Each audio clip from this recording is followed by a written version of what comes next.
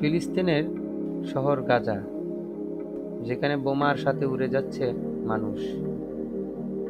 ঝোড়ো হাওয়ায় গাছের শুকনো পাতা যেভাবে আকাশে উড়ে যায়, বোমার আঘাতেও পবিত্র ভূমির মানুষদেরকে সেভাবে আকাশে উঠতে দেখল বিশ্ববাসী। 200 কোটির অধিক মুসলমানের চোখের সামনেই ওরা গাজাকে ধ্বংস করে ফেলল, আর আমরা কিছুই করতে পারলাম না। আফসোস, ফিলিস্তিনিদের পাশে আন্তর্জাতিক কোনো মিডিয়া নেই। আকাশ থেকে চেইন বোমা হামলা করা হচ্ছে, সেই বোমার আঘাতে মানুষের দেহ সেই বোমাগুলোর শকে জোড়া পাথার মতো 10 তলা ভবন পর্যন্ত উঠে যাচ্ছে।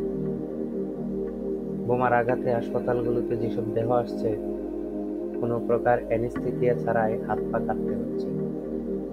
কাউকে অজ্ঞান করে হাত পা কাটার কোনো সুযোগ নেই। ব্যথানাশক সকল ওষুধই ফুরিয়ে গেছে। ডাক্তাররা একই গ্লাভস ও যন্ত্রপাতি ব্যবহার করে সেসব হাত পা কেটে বাদ দিতে বাধ্য হচ্ছেন। মানুষ তাদের তীব্র যন্ত্রণায় জ্ঞান হারিয়ে ফেলেছে। ভয়ঙ্কর ফ্লোরিন কেমিক্যাল উইপন, যা বাতাসকে নিশ্চিহ্ন করে দেয়। ড্রোন ক্যামেরা দিয়ে একজন একজন করে মানুষ খুঁজে বের করে সেখানে বোমা হামলা করে মেরে ফেলে।